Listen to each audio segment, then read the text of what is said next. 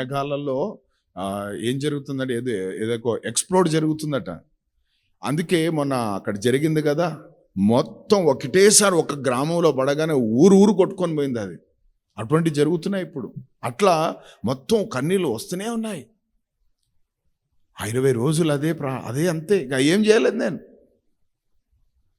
ఏడుపు కన్నీళ్ళు. అప్పుడు అనుకుంటా మిమ్మల్ని అందరం చూసి ఆ ప్రసవ వేదననేమో ఈరోజు మీరందరు ఇక్కడికి వచ్చి కూర్చోవడానికి ఈ పరిచర్యలో. దేవునికి స్తోత్రం, హల్లెలూయా. దేవుని మహిమార్థమై చెప్తున్నాను. ఆ 10 మాటలు దేవుడు ఏవైతే నాకు సెలవిచ్చాడో అవన్నీ ఈరోజు నా జీవితంలో నెరవేర్చబడిపోయినాయి. ఏది కూడా నెరవేర్చకుండా ఆపలి, అన్నీ నెరవేర్చేసాడు దేవుడు. హల్లెలూయా. కూర్చుంటే మన యొక్క జీవితానికి దేవుడు కావలసిన క్రమాలను మనకు బయలుపరుస్తాడు. అందరూ ఆమేన్ చెప్పండి. హల్లెలూయా. అందుకే అంటాడు, అక్రమము చేయువారులారా. ఎవరు వీళ్ళంతా? నీ నామమున మేము దయ్యాలని నీ నామమున ప్రవచించాం. అంత బాగానే కూర్చున్నావా ఆయన సన్నిధిలో? కూర్చున్నావా? ఎప్పుడు చూసినా పనులు, ఎప్పుడు చూసినా ప్రయాణాలు, ఎప్పుడు చూసినా తిండి, ఎప్పుడు చూసినా నిద్ర, ఎప్పుడు చూసినా డబ్బులు, ఎప్పుడు చూసినా ఏదో ఒకటి ఉంటుంది అక్కడ. లిటుకు అనుకుంటా. దేవునికి సమయం లేదు, అన్నిటికీ సమయం ఉంది. గంటలు పట్టుకొని సెల్లుని తిప్పుతావు, కానీ ఆ గంటల వాక్యం చదివితే ఏమవుతుంది నీకు? ఈ సెల్ ప్లేస్లో బైబిల్ వస్తే ఎంత బాగుంటుంది. ఆమేన్. సైతాన్ గడు ఏం చేశాడంటే బైబిల్ని, వాక్యాన్ని మెల్లగా సైడ్ ఇచ్చి సెల్ పెట్టేశాడు నీ చేతిలో. ఈరోజు అందరికీ ఆ రోగమే ఉంది. ఆమేన్. నువ్వు ఏ టైంలోనో ఫోన్ చేయి, వెంటనే ఎత్తుతారు. ఎట్లా అంటే 24 గంటల వాళ్ళు దేంట్లో ఉంటారు? ఈ ఊడ్చే దాంట్లోనే ఉంటారు. ఊడ్చుకొని పోతావు, జాగ్రత్త. ఎప్పుడు చూసినా ఇదంతా కూడా దరిద్రం అంతా నెత్తిలో ఎక్కి పెట్టుకున్నారు దీంతో. దానికోసం ఒకరోజు ఉపవాసం చేయి. ఆమేన్. అంటే ఉపవాసం అంటే సెల్ ఆఫ్ చేసి కూర్చొని ఉండే, చూడు ఏం జరుగుతుందో. హల్లెలూయా. దేవునికి స్తోత్రం. నీకు ఆశా నిగ్రహం ఉందో లేదో దీన్ని బట్టి అర్థమైపోతుంది. అందరూ ఆమేన్ చెప్పండి. సెల్లు మర్చిపోయి వచ్చిన వాళ్ళు ధన్యులు అని ఒక వాక్యం చెప్పి రాసి పెడదాం అనుకుంటున్నా. ఆమేన్. హల్లెలూయా.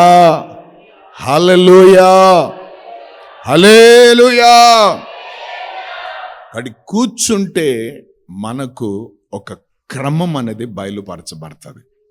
మోషే కూర్చున్నది ద్వారా ఇశ్రాయేలుకు ఒక క్రమాన్ని దేవుడు బయలుపరిచాడు. అందరూ ఆమేన్ చెప్పండి.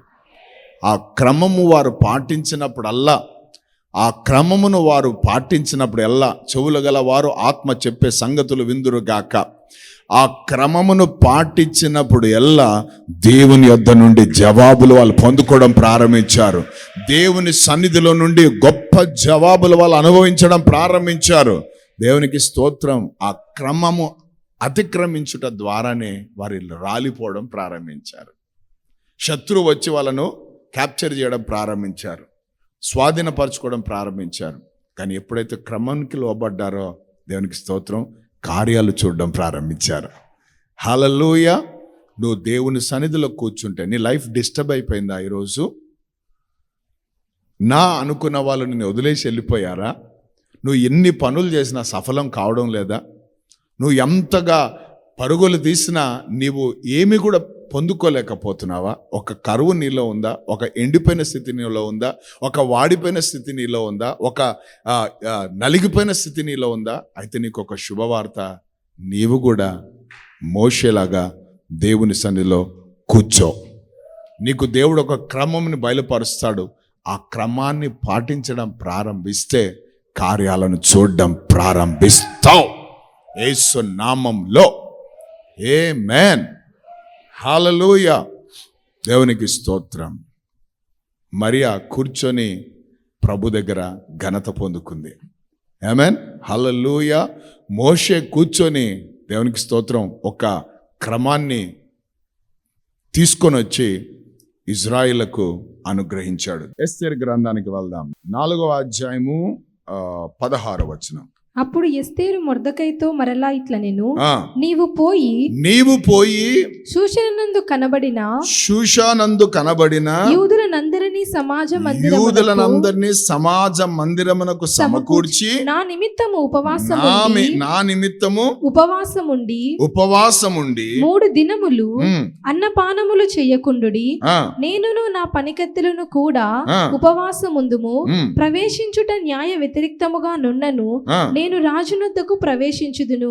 నేను నశించెదను. అటువలనే మొర్దెకై బయలుదేరి ఎస్తేరు తనకు ఆజ్ఞాపించిన ఎంతటి ప్రకారముగా జరిగించెను. దేవునికి స్తోత్రం, హల్లెలూయా.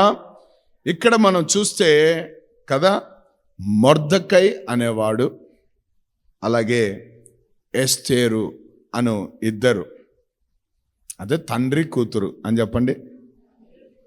ఎస్తేరుకి ఆయన చిన్నాన్న. ఎస్తేరుకి తల్లిదండ్రులు లేరు, చిన్నప్పుడే చనిపోయారు.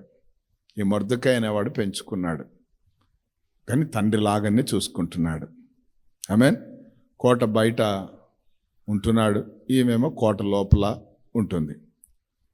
ఒక పరిస్థితి వచ్చింది, వీరి యొక్క స్వజనుల మీద మరణదూత తాండవం చేయడానికి, అసలు ఆ గోత్రమే లేకుండా చేయడానికి, ఆ యూదుల గోత్రమే లేకుండా, యూదులు అనేవారు కనబడకుండా చేయడానికి అపవాది కంకణం కట్టుకొని వాడు పన్నాంగాలు పన్ని ఇంకా సాధించే ఆ దశలోకి వెళ్ళిపోయినప్పుడు వీళ్ళు ఏం చేస్తున్నారు? ఇద్దరు కూడా 3 రోజులు ఉపవాసం ఉన్నారని చెప్పండి. కోట బయట ఉన్నాడు, బూడిద జల్లుకొని గోనె పట్ట కట్టుకొని శోకముతో కూర్చున్నాడు. అంతే, ఏం చేయాలో అర్థం కాని పరిస్థితి. కోటలో ఉన్న ఆమెకు కూడా వార్నింగ్ ఇచ్చి పంపించాడు. నువ్వు అనుకుంటున్నావేమో రానినైనానని, చివరిలో నీ కథ కూడా ఉంటుంది. మరి ఈ టైంలో నువ్వు అలర్ట్ కాకపోతే, ఈ సమయంలో నిన్ను నువ్వు సిద్ధపరచుకోకపోతే, ఈ టైంలో దేవుడు నిన్ను ఎందుకు రాణిగా చేశాడో, దేవుడు ఎందుకు నిన్ను ఈ ప్రాంతంలోకి తీసుకొని వచ్చాడో, లేకపోతే దేవుడు నిన్ను ఎందుకు రక్షించాడో, దేవుడు ఎందుకు నిన్ను విమోచించాడో, దేవుడు నిన్ను ఎందుకు ఆశీర్వదించాడో, దేవుడు నీకు ఎందుకు ఇవన్నీ కూడా ఇచ్చాడో, ఈ సమయంలో నువ్వు గ్రహించకపోతే చాలా సమస్య అవుతుంది అని చెప్పి ఒక వర్తమానం పంపించాడు. ఎందుకంటే వాళ్ళ చిన్నాన్న ఆ మాట విన్న వెంటనే తన వస్త్రాలు చింపుకొని బూడిదలో ఆ గోనె పట్ట కట్టుకుంటే ఈమె మంచి బట్టలు పంపించిందంట. చిన్నానా వేసుకో, రాని వాళ్ళ తండ్రివి నువ్వు ఇట్లుంటే ఎట్లా చిన్నానా అని ఆయన అంటాడు, ఇది డ్రెస్సులు వేసుకొని సోకులు పడే సమయం కాదమ్మా తల్లి, ఇది మనమంతా కూడా ఉపవాసం ఉండి, దేవునికి స్తోత్రం, ఈ మాట చాలా సీరియస్గా తీసుకోవాలి. మనం బాగానే ప్రార్థనకు వస్తున్నాం, మనం బాగానే వాక్యం వింటున్నాం, మనం బాగానే చప్పట్లు కొడుతున్నాం, బాగానే దేవునిలో ఆరాధిస్తున్నాం, పరిశుద్ధాత్మతో నింపబడ్డాం, డ్యాన్సులు చేస్తున్నాం, కేకలు వేస్తున్నాం, ఆర్భాటంతో దేవుని స్తుతిస్తున్నాం. It's very good. మీ ఆయన ఆ స్థితిలో ఉన్నాడా? సిస్టర్స్ మీకే అడుగుతున్నాను, మీ ఆమె అదే స్థితిలో ఉందా? బ్రదర్ మిమ్మల్ని అడుగుతున్నాను, మీ పిల్లలు తల్లిదండ్రులుగా మిమ్మల్ని అడుగుతున్నారు, వాళ్ళే స్థితిలో ఉన్నారు? మీరున్న స్థితిలో ఉన్నారా? వాళ్ళకు డ్యూటీలో పంపించావు, స్కూళ్ళకు పంపించావు, ఇంకా వేరే దానికి పంపించావు, నువ్వు ఫ్రీగా వచ్చావు, మరి వాళ్ళ పరిస్థితి ఏంటి? ఇది సోకులు పడే సమయం కాదు, ఇది ఉపవాసం ఉండి దేవుని సన్నిధిలో కూర్చోవలసిన సమయం. తమ స్వజనుల రక్షణ కొరకు వీళ్ళకి ఏం అవసరం అండి? ఏమైనా అవసరం ఉందా వాళ్ళకు? ఎవడెట్టిపోతే మాకేం, మేము సెటిల్ అయిపోయినాం, మాకు బాగుంది, అంతా కూడా టయానికి భూవ దొరుకుతుంది కదా, పేరుంది, ప్రఖ్యాతి ఉంది, మాకు అవసరతలు అన్నీ తీరుతున్నాయి, మాకేం కష్టాలు లేవు, ఎవడెట్టిపోతే మాకేం అన్న ఆలోచన ఉందా వీళ్ళలో? ఎస్తేరు అంటది, ఆ రాజుని దర్శించాలంటే, ఆ గృహంలో నేను అడుగు పెట్టాలంటే అంత సులువైన విషయం కాదు. అయినప్పటికీ మీరు నా నిమిత్తము, నా పనిగతుల నిమిత్తం ఏం చేయండి, 3 రోజులు ఉపవాసం ఉండండి అన్నాడు. అంటే దాని అర్థమైంది కూర్చోండి అని, అంతే, పరిగెట్టేది ఎక్కడ కూడా. హల్లెలూయా. ఈరోజు ఉపవాస ప్రార్థన అని ఊర్లన్నీ తిరుగుతుంటారు కొంతమంది. ఆమెన్. బట్టలన్నీ ఉతికేస్తుంటారు, బోగులన్నీ తోమేస్తుంటారు కదా, ప్రయాణాలు చేసేస్తూనే ఉంటారు. దేవునికి స్తోత్రం, హల్లెలూయా.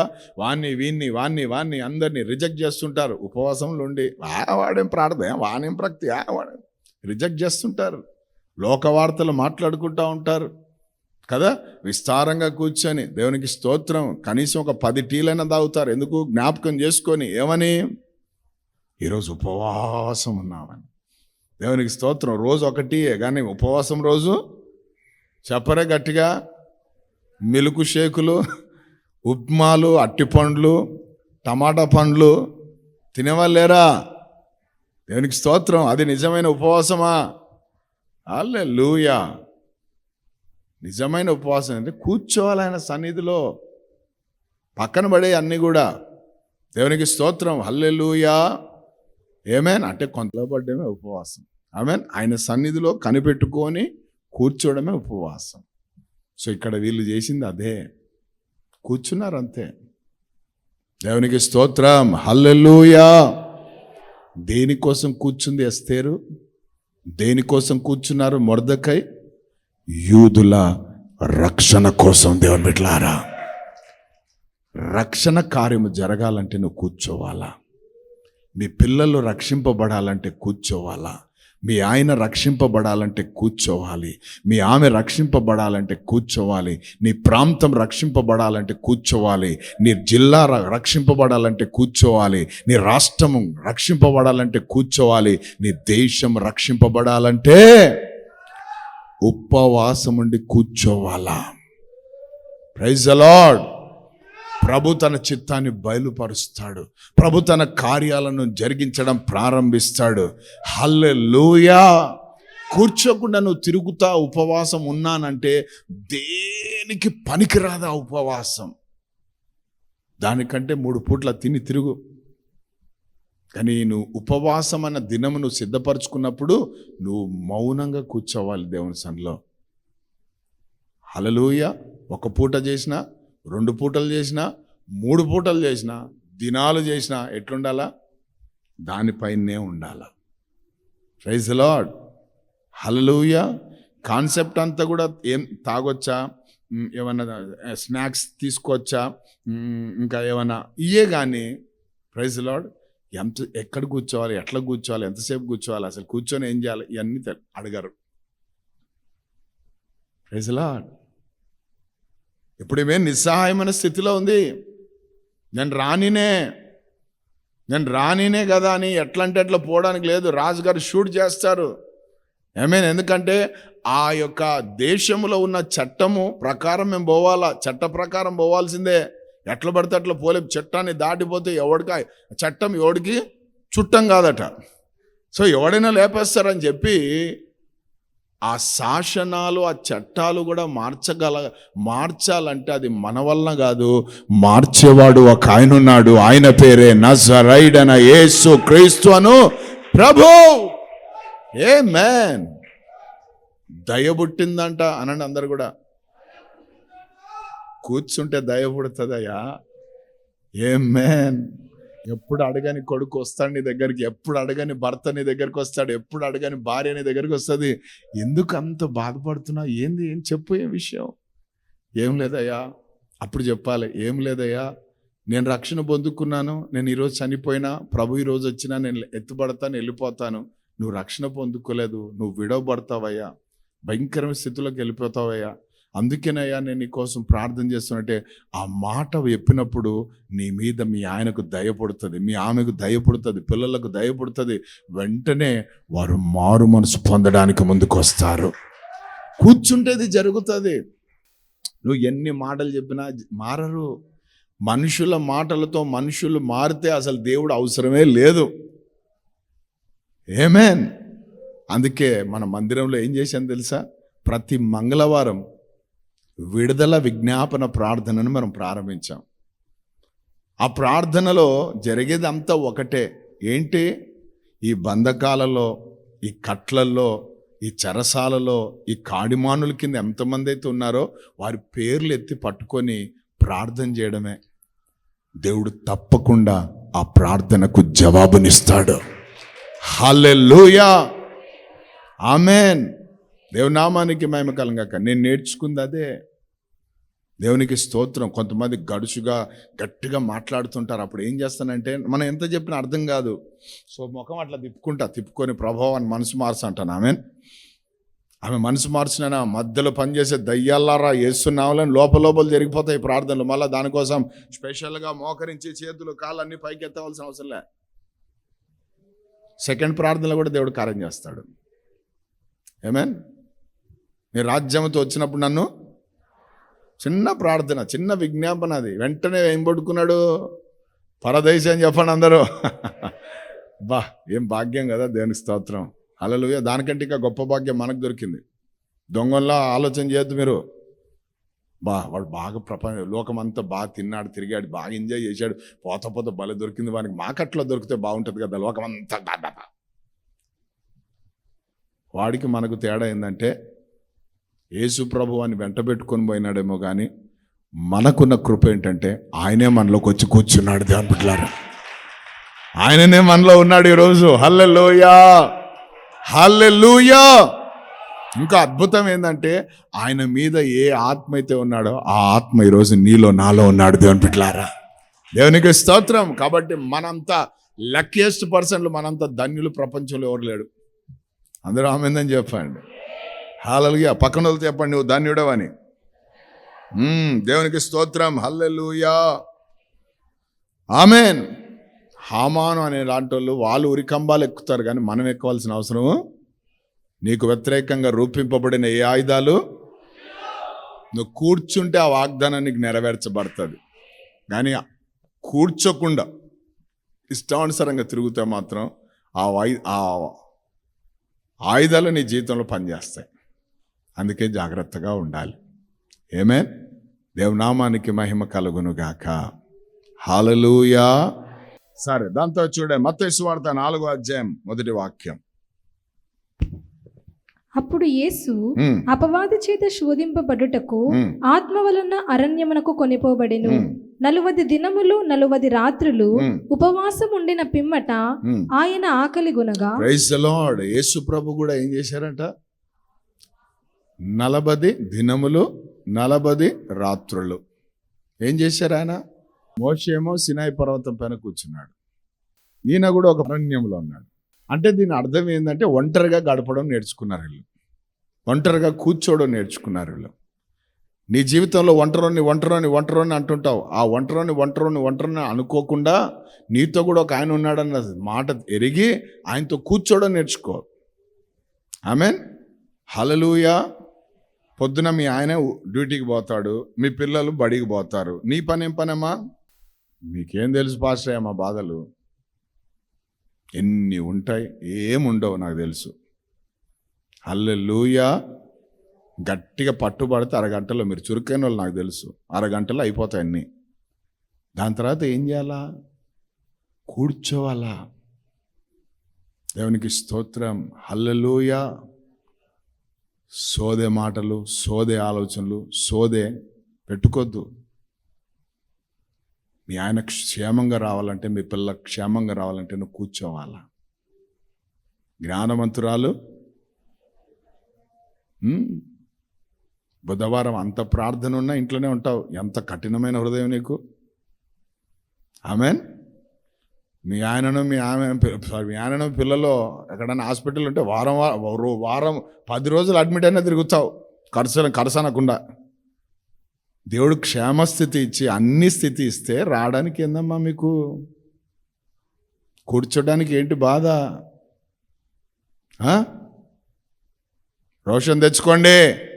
రోషం తక్కువ, భక్తి చెయ్యొద్దు. మన దేవుడు రోషం కలిగిన దేవుడు. నా దేవుడు ఎంత ప్రేమించి బుధవారం నాకు స్త్రీల కూడిక, నేను స్త్రీని కదా, నాకు ఒక కూడిక ఏర్పాటు చేశాడు. దేవుడు నాతో మాట్లాడాలని, దేవుడు నామ మహింపరచాలని దేవుడు నాకు ఒక అవకాశం ఇచ్చాడు. అది రావాలా మన మైండ్లో. హల్లెలూయా. లైవ్ చూస్తున్నాను నా లైవ్, నువ్వు లైవ్లో ఉండవు, అది మెయిన్ ప్రాబ్లం. లైవ్ చూస్తావు కానీ లైవ్ ఉండదు నీలో. దేవునికి స్తోత్రం. హల్లెలూయా. ఆమేన్. ప్రభు ఏం చేశారంట? ఉపవాసం ఉండిన పిమ్మట 40 దినములు 40 రాత్రులు ఉపవాసంలో ఉన్నాడు ఆయన. ఉపవాసంలో ఉన్నాడు అంతే. ఒక ప్రాంతంలో నిలబడిపోయాడు అంతే. మనం ఏమనుకుంటాం, ఉపవాసం అయిపోగానే దేవుని కార్యాలు స్టార్ట్ అవుతాయని. ఉపవాసం అయిపోగానే సైతాన్ కాని కార్యాలు స్టార్ట్ అవుతాయి. ఆమెన్. హల్లెలూయా, దేవునికి స్తోత్రం. ఆమెన్. నిజంగా ఉపవాసం అయిపోయిన తర్వాత ఏదో ఒకటి ఉంటుంది శోధన. పెద్ద శోధన ఉంటుంది, మామూలు శోధన కాదు. దేవుని స్తోత్రం. హల్లెలూయా. ఎట్లుంటుందంటే, ఎందుకు చేశాము ఇన్ని రోజులు ఉపవాసం, అసలు ఈ ఉపవాసంతో మాకేం వచ్చింది, ఈ ఉపవాసం చేసిందంటే బట్టే కదా ఇది వచ్చింది సమస్య అన్న తలంపులు కూడా తెచ్చి పెడతాడు సైతానుగాడు. అవునా కదా? జరిగిందా ఎప్పుడైనా? జరుగుతాయి కంపల్సరీ. హల్లెలూయా. నువ్వు కరెక్ట్గా ఉంటే అది జరుగుతాయి. ఆమేన్. హల్లెలూయా. కొన్నిసార్లు అయితే ఉపవాసం మధ్యలోనే డిస్టర్బెన్స్లు వచ్చి మానుకున్న రోజులు కూడా ఉంటాయి. ఎత్తిపోయింది అన్న శోధన. ఎట్లా శోధన పడిపోయింది అంటే, మా ఆమె అప్పుడే నాకు ఇష్టమైన పకోడీలు చేస్తూ ఉంది. ఇంకా అటు ఇటు చూసిన ఏం చేయలేక నోట్లు వేసుకుని అయిపోయాయి. పకోడీ అయిపోయినాడు నా. హల్లెలూయా, దేవునికి స్తోత్రం. అదేందో కానీ మామూలుగా ఉన్నప్పుడు ఉండదు. ఉపవాసాలు ఉన్నప్పుడు ఇంటోళ్ళకు ప్రేమలు ఎక్కువ పెరుగుతాయి. దేవుని స్తోత్రం. తినవా, తిను, కొంచెం తాగవా అని. హల్లెలూయా. నేను ఒక దైవసేవకుడు చెప్తాడు, వాళ్ళ భార్య అంట ఎప్పుడు పట్టించుకోదంట. కరెక్ట్గా ఇంకా నా వాక్యం చెప్పబోయే ముందు గ్లాసు చిక్కటి మజ్జిగ ఇస్తుందంట. చిక్కటి మజ్జిగ, అది పెరుగునే ఉంటుందంట. ఎందుకు? ఈయన స్వరం పోవడానికి. అప్పుడు ఈయన అంటాడంట, సైతానా అంటే భార్యని కాదు, నా భార్య వెనక వచ్చి ప్రేరేపణ చేసి ఇట్టిస్తావా నువ్వు సైతానా అని చెప్పి బంధించిపోతుంటాడంట. సో అట్లా కొన్నిసార్లు వాడు నైస్గానే వస్తాడు. సైతాన్ ఎప్పుడు హాడ్బిట్ అని డీజేగా రాడువాడు. ఆ డీజే ద్వారా లా ఉండేది. మన మంది మెల్లగా వస్తాడు. యేసుప్రభు 40 రోజులు ఆ అన్నపానాలు మానుకొని ఉన్నాడు. మెల్లగా వచ్చాడు వాడు. వచ్చి ఏమన్నాడు? నీవు దేవుని కుమారుడవైతే అన్నాడు. అమ్మా, అనుమానాలు పెట్టే పిశాచి. అవ్వమనుకున్నాడేమో యేసుప్రభు. నీడు అవ్వమని ఏమన్నాడు? ఇది నిజమా? ఫస్ట్ మాట ఏదైనా తోటలో 3వ వ్యక్తి మాట్లాడుతున్న మాట, ఇది నిజమా అన్నాడు. అంతే, అయిపోయింది. అంటే అనుమానం పెడతాడు వాడు. యేసు ప్రభువుని కూడా అట్లనే పడేద్దాము అని అనుకున్నాడు వాడు. దేవునికి స్తోత్రం. కానీ వాడికి తెలియని విషయం ఏంటంటే, ఈయన దేవుని తండ్రి సన్నిధిలో కూర్చొని బయటకు వచ్చినాడు అన్న సంగతి. హల్లెలూయా. జయిస్తావు దేవుని సన్నిధిలో కూర్చుంటే. ఆమేన్. ఒకటి, కూర్చున్నందుకు ఒక క్రమం నీ జీవితంలో తెలుస్తుంది. రెండవది, కూర్చున్నందుకు దేవునికి స్తోత్రం ఒక గొప్ప జయాన్ని నువ్వు అనుభవిస్తావు. మూడవదిగా, నువ్వు దేవుని సన్నిధిలో కూర్చున్నందుకు దేవుని యొక్క, మళ్ళా చెప్తా మాట, హల్లెలూయా, అనుమానం తెచ్చి పెట్టాడు వాడు. ఏం పెట్టాడు? నువ్వు దేవుని కుమారుడవైతే అన్నాడు. 2 సార్లు అదే మాట. నువ్వు దేవుని కుమారుడవైతే ఏం చేయమన్నాడు? ఈ రాళ్లను రొట్టెలుగా చేయమన్నాడు. Praise the lord. రెండవదిగా, నువ్వు దేవుని కుమారుడవైతే ఏమన్నాడు? ఈ ఎత్తైన స్థలం నుంచి దుంకో, దేవదూతలు నీ పాదములకు రాయి తగలకుండా. అంటే రెచ్చగొడతాడు వాడు. ఆమేన్. దేవుని సన్నిధిలో నువ్వు కూర్చుంటే, హల్లెలూయా, వాడికి కరెక్ట్ జవాబిస్తావు నువ్వు. ఆమేన్. వాడు అనుమానం పెట్టాడు. రెండవదిగా రెచ్చగొట్టాడు. హల్లెలూయా. మూడవదిగా ఈ రెండిటికి పప్పులు ఉడకలేదు. ఏమన్నాడు తెలుసా? నాకు దండం పెట్టాయి, నాకు మొక్కు. ఎందుకంటే నువ్వు వచ్చింది ఎందుకు? ఈ లోకాన్ని రక్షించడానికి, నశించిపోయిన దాన్ని రక్షించడానికి. కాబట్టి నువ్వు నన్ను మొక్కేవానికి అంత ఇస్తానంటున్నాడు వాడు offer. Praise the lord. Hallelujah. మరి యేసుప్రభు ఏమన్నాడు? నీవు సాగిలపడి నాకు నమస్కారము చేసిన ఎడల వీటన్నిటిని నీకు ఇచ్చేదనని ఆయనతో చెప్పగా యేసు వానితో, సాతానా పము. ఇప్పుడు వాయిస్ పెంచాడు యేసే అక్కడ. ఆమేన్. హల్లెలూయా.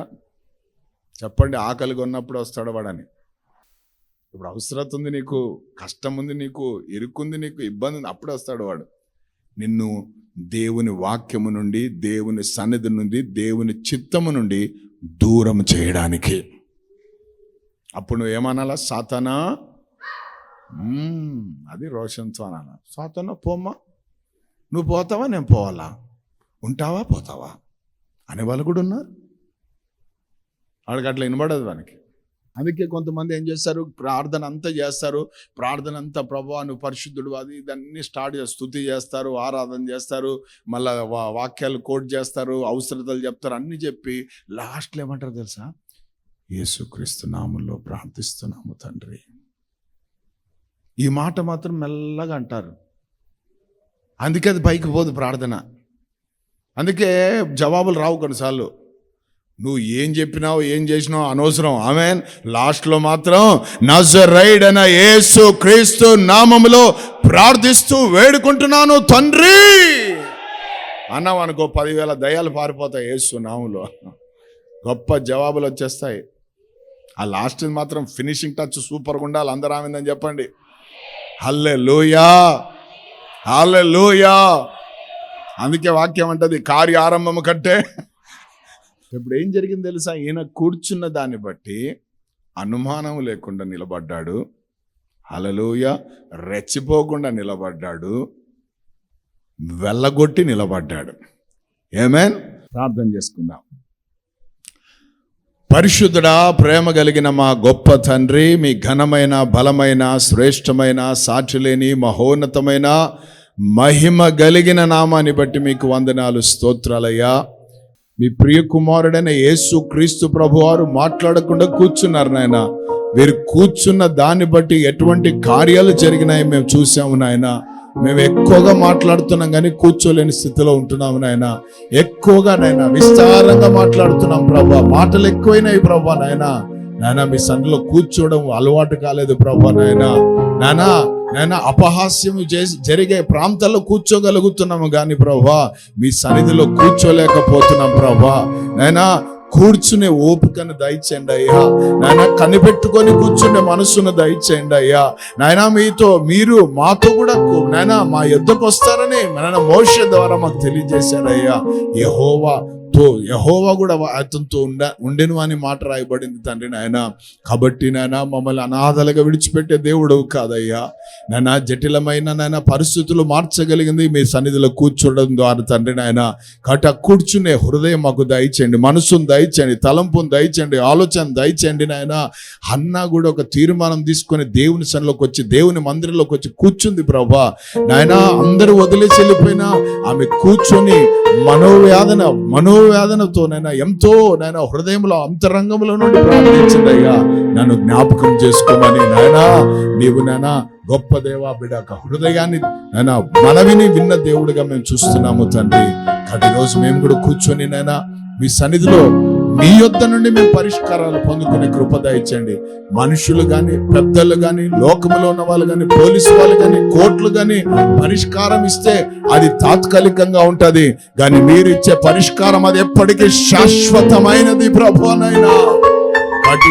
అట్టి కృపతో మమ్మల్ని అందరి నింపండి అయ్యా. ఎత్తబడిన మాటలు అందరి హృదయాలు మీరు కట్టి ఫలింపచేయండి తండ్రి. మీకే స్తుతియు ఘనత మహిమ ప్రభావాలు చెల్లిస్తూ యేసు నామములో ప్రార్థిస్తున్నాము తండ్రి. ఆమేన్.